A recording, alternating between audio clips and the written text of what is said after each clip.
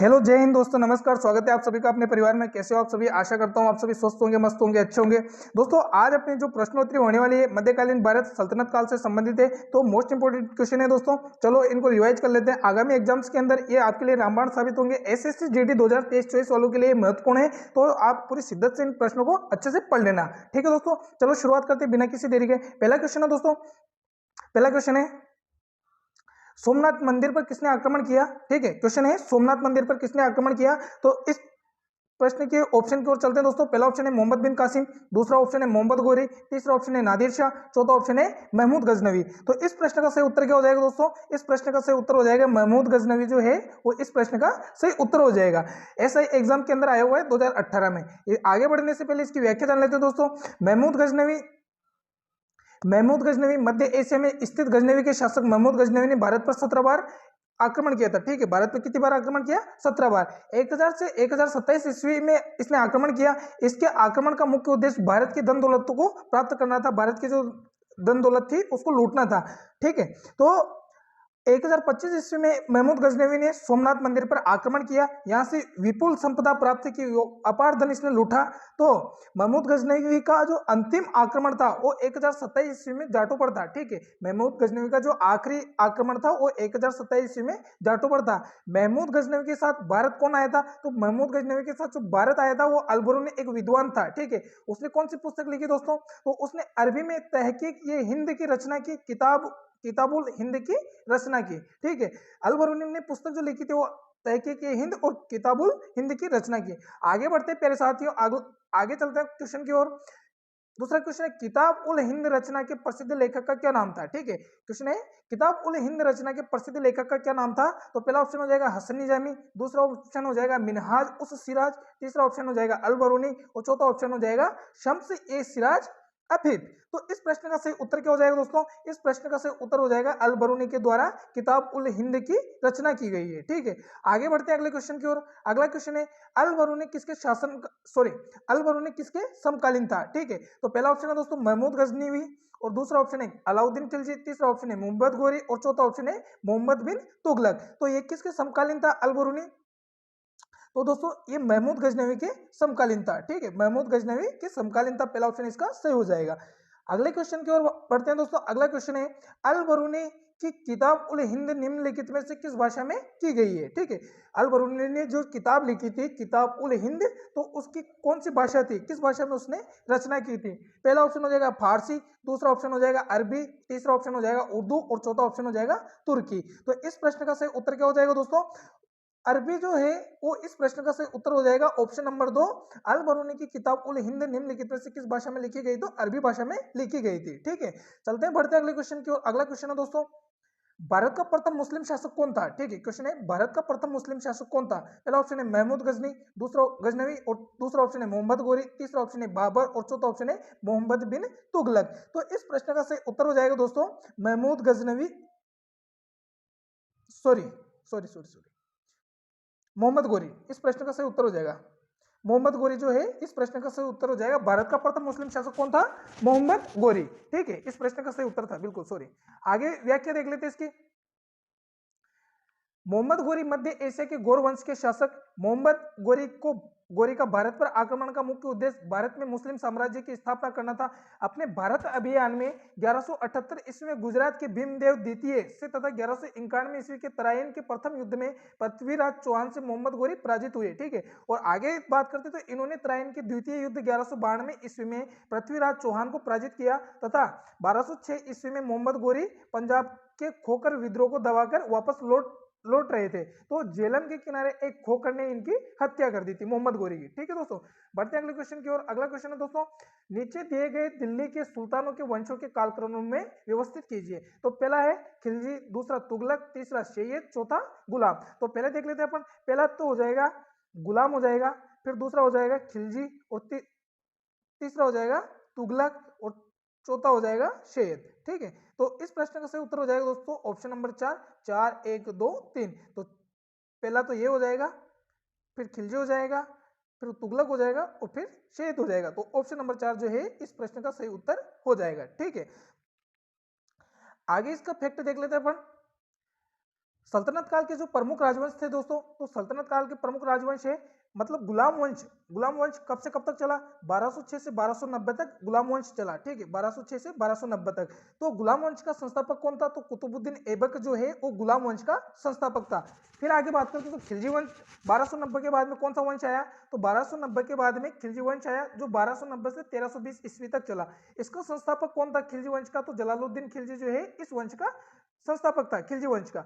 आगे बात करते हैं तो 1320 के बाद में कौन सा वंश आया? 1320 से 1414 ईस्वी तक तुगलक वंश चला, ठीक है, तुगलक वंश चला है। तो इसका संस्थापक कौन हो गया दोस्तों?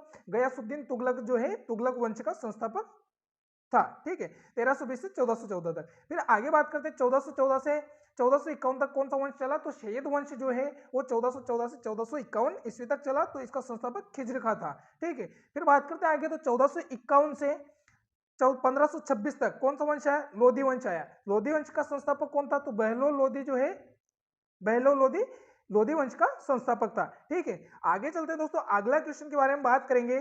तो अगला क्वेश्चन है, निम्न में से खिलजी राजवंश का शासनकाल रहा है, ठीक है, निम्न में से खिलजी राजवंश का शासनकाल रहा है। तो पहला ऑप्शन देख लेते हैं 1290 ईस्वी से 1320 ईस्वी तक। दूसरा ऑप्शन है 1280 ईस्वी से 1323 ईस्वी तक। तीसरा ऑप्शन है 1270 ईस्वी से 1310 ईस्वी तक। और चौथा ऑप्शन है 1290 ईस्वी से 1630 ईस्वी तक। तो इस प्रश्न का सही उत्तर हो जाएगा प्यारे मित्रों 1290 ईस्वी से 1320 ईस्वी जो है वो इस वंश का शासनकाल रहा है, ठीक है।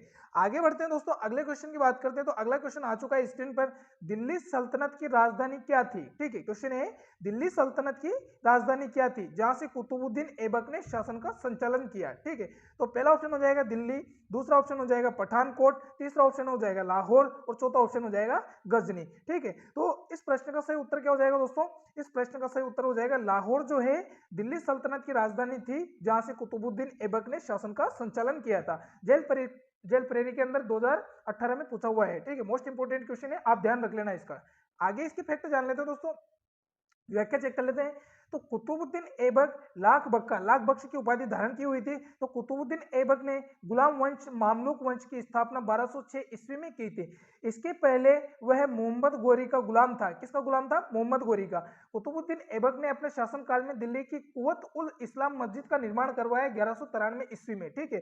एवं अजमेर के अंदर इसने 2.5 दिन का झोपड़े का निर्माण करवाया, 2.5 दिन का झोपड़ा नामक मस्जिद का निर्माण करवाया। फिर कुतुबुद्दीन ऐबक की मृत्यु जो 1210 ईस्वी में पोलो खेलते समय घोड़े से गिरकर हुई थी। कब हुई थी? पोलो खेलते समय घोड़े से गिरकर इसकी मृत्यु हुई थी। इसे लाहौर सल्तनत की राजधानी में दफनाया था। कहां दफनाया था? लाहौर सल्तनत की राजधानी में, ठीक है। बढ़ते हैं अगले क्वेश्चन की ओर। अगला क्वेश्चन है दोस्तों, कुवत उल इस्लाम मस्जिद का निर्माण किसने करवाया? ठीक है, कुवत उल इस्लाम मस्जिद का निर्माण किसने करवाया? तो पहला ऑप्शन हो जाएगा कुतुबुद्दीन ऐबक ने, दूसरा ऑप्शन है इल्तुतमिश ने, तीसरा ऑप्शन है रजिया ने, चौथा ऑप्शन है बलबन ने। तो इस प्रश्न का सही उत्तर हो जाएगा दोस्तों कुतुबुद्दीन ऐबक ने जो है वो कुवत उल इस्लाम मस्जिद का निर्माण करवाया था, ठीक है।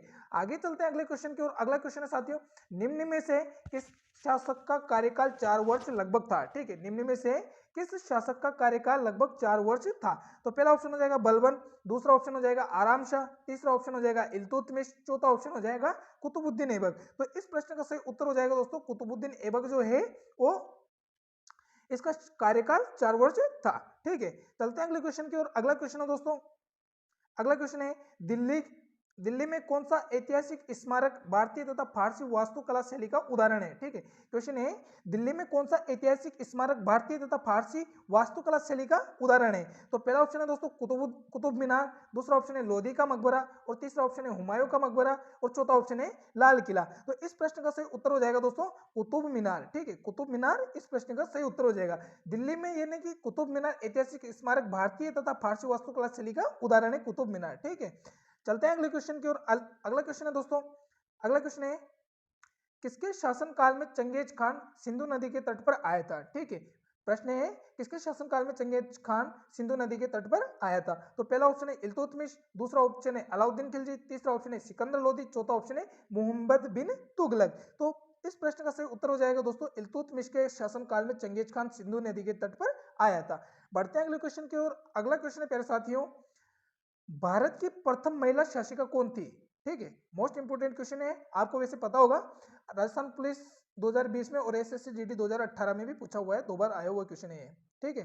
तो भारत की प्रथम महिला शासिका कौन थी? तो ऑप्शन की तरफ चलते हैं दोस्तों, नूरजहां, रजिया सुल्तान, तीसरा ऑप्शन है चांद बीबी और चौथा ऑप्शन है मुमताज महल। तो इस प्रश्न का सही उत्तर हो जाएगा दोस्तों, रजिया सुल्तान जो है वो भारत की प्रथम महिला शासिका थी। आगे व्याख्या की तरफ चलते हैं, इसके फैक्ट देख लेते हैं दोस्तों। रजिया सुल्तान इल्तुतमिश की बेटी थी। किसकी बेटी थी? इल्तुतमिश की बेटी थी। इसने 1236 से 1240 ईस्वी तक इसने दिल्ली पर राज किया, ठीक है। 1236 से 1240 ईस्वी तक इसने दिल्ली पर राज किया। गुलाम वंश की शासिका थी रजिया सुल्तान, उत्तर भारत की प्रथम मुस्लिम महिला शासिका थी। रजिया ने पर्दा प्रथा, ठीक है, रजिया ने पर्दा प्रथा त्याग कर पुरुषों की तरह चोगा एवं कुला पहनकर राज दरबार में खुले मुंह से जाती थी, ठीक है। पुरुषों की तरह ये मतलब पुरुषों की तरह ये दरबार के अंदर कुला पहनकर राज दरबार में खुले मुंह जाती थी। रजिया ने मलिक जमालुद्दीन याकूत को अमीर ये आखुर नियुक्त किया, ठीक है, अमीर ये आखुर नियुक्त किया। रजिया का विवाह अल्तुनिया के साथ हुआ, ठीक है। किसके साथ हुआ? रजिया सुल्तान का जो विवाह हुआ वो अल्तुनिया के साथ में हुआ। इसकी जो हत्या की गई वो 14 अक्टूबर 1240 को डाकुओं के द्वारा कैथल के नजदीक में इसकी रजिया सुल्तान की हत्या कर दी गई। तो किसके द्वारा की गई? डाकुओं के द्वारा रजिया सुल्तान की हत्या की गई 14 अक्टूबर 1240 के अंदर, ठीक है। चलते हैं अगले क्वेश्चन की ओर। अगला क्वेश्चन है दोस्तों, रजिया सुल्तान का शासनकाल कितने वर्ष का था? ठीक है, जेल प्रीरी एग्जाम में पूछा हुआ है 2018 में। तो रजिया सुल्तान का जो शासनकाल रहा वो कितने साल का रहा है? तो ऑप्शन की तरफ चलते हैं दोस्तों। ऑप्शन है 4 साल लगभग, 2 साल लगभग, 6 साल लगभग, 8 साल लगभग। तो इस प्रश्न का सही उत्तर हो जाएगा दोस्तों, इस प्रश्न का सही उत्तर हो जाएगा ऑप्शन नंबर 1, 4 साल लगभग रजिया सुल्तान का शासनकाल रहा है, ठीक है। अगले क्वेश्चन की ओर बढ़ते हैं दोस्तों। अगला क्वेश्चन है प्यारे साथियों अगला क्वेश्चन है, रजिया सुल्तान को किस वर्ष गद्दी से हटाया गया? ठीक है, रजिया सुल्तान को, हाँ, अगला क्वेश्चन है, रजिया सुल्तान को किस वर्ष गद्दी से हटाया गया? राजस्थान पुलिस ने पूछा हुआ है 2020 के अंदर, ठीक है। तो पहला ऑप्शन हो जाएगा 1236 में, दूसरा ऑप्शन हो जाएगा 1238 में, तीसरा ऑप्शन हो जाएगा 1240 में और चौथा ऑप्शन हो जाएगा 1242 में। तो इस प्रश्न का सही उत्तर हो जाएगा दोस्तों 1240 के अंदर, ठीक। ऑप्शन नंबर 3 जो है इस प्रश्न का सही उत्तर हो जाएगा। 1240 में रजिया सुल्तान को हटाया गया था गद्दी से, ठीक है। बढ़ते हैं अगले क्वेश्चन की ओर। अगला क्वेश्चन है दोस्तों, तुर्कान ये चहलगानी को समाप्त किसने किया? स्कूल व्याख्याता में पूछा हुआ है 2020 में, तुर्कान ये चहलगानी को समाप्त किसने किया? तो पहला ऑप्शन है अलाउद्दीन खिलजी ने, दूसरा ऑप्शन है बलबन ने, तीसरा ऑप्शन है रुकनुद्दीन फिरोज शाह ने और नासरुद्दीन महमूद, ठीक है, चौथा ऑप्शन है नासरुद्दीन महमूद ने। तो इस प्रश्न का सही उत्तर हो जाएगा दोस्तों, किसने हटाया था? तो बलबन जो है इस प्रश्न का सही उत्तर हो जाएगा ऑप्शन नंबर बी, ठीक है, ऑप्शन नंबर 2 इस प्रश्न का सही उत्तर हो जाएगा। तुर्कान ये चहलगानी को समाप्त किसने किया? बलबन के द्वारा किया गया। आगे बढ़ने से पहले इसका फैक्ट जान लेते हैं अपन दोस्तों। बलबन का वास्तविक नाम क्या था? ठीक है, बलबन का वास्तविक नाम बहाउद्दीन था। नासिरुद्दीन महमूद ने उसे उल्गू खां की उपाधि दी थी। बलबन को नासिरुद्दीन महमूद ने उसे उल्गू खां की उपाधि दी, जिसे अल्लाह की उपाधि उसने स्वयं धारण की, ठीक है। बलबन ने अल्लाह की उपाधि खुद ने धारण की थी।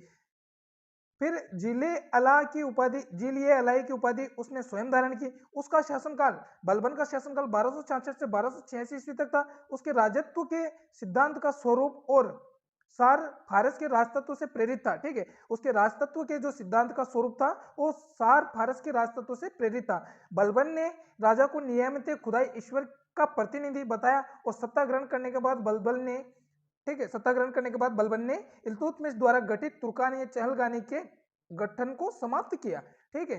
चलते हैं अगले क्वेश्चन की ओर। अगला क्वेश्चन है दोस्तों, कौन सा सुल्तान मामलुक सुल्तान नहीं था?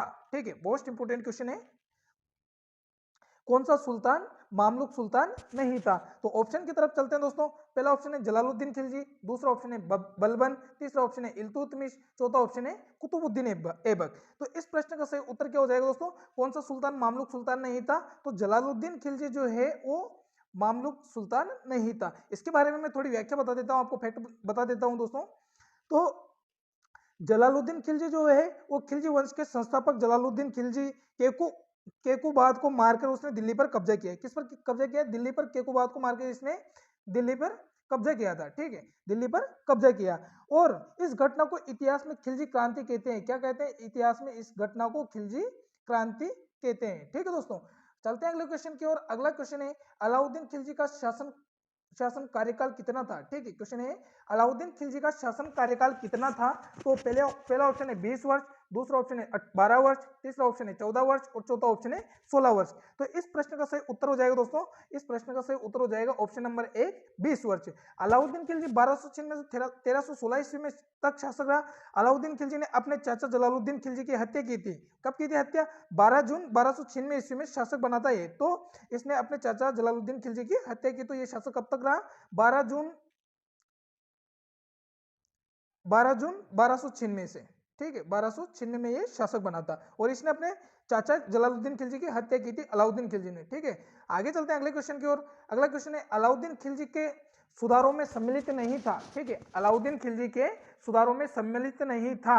तो पहला ऑप्शन है सेना का केंद्रीकरण, दूसरा है भूमि के क्षेत्रफल पर राजस्व, तीसरा ऑप्शन है बाजार नियंत्रण व्यवस्था और चौथा ऑप्शन है राशनिंग व्यवस्था। तो इस प्रश्न का सही उत्तर क्या हो जाएगा? इस प्रश्न का सही उत्तर हो जाएगा दोस्तों भूमि क्षेत्रफल पर राजस्व। ठीक है, भूमि क्षेत्रफल पर राजस्व। मैं आपकी जानकारी के लिए बता दूं कि अलाउद्दीन खिलजी के जो सुधारों में सम्मिलित नहीं था, ये भूमि के क्षेत्रफल पर राजस्व जो था ये नहीं था। ठीक है, बाकी सेना का केंद्रीकरण किया गया और बाजार नियंत्रण व्यवस्था इसी के द्वारा की गई, राशनिंग व्यवस्था इसी के द्वारा की गई।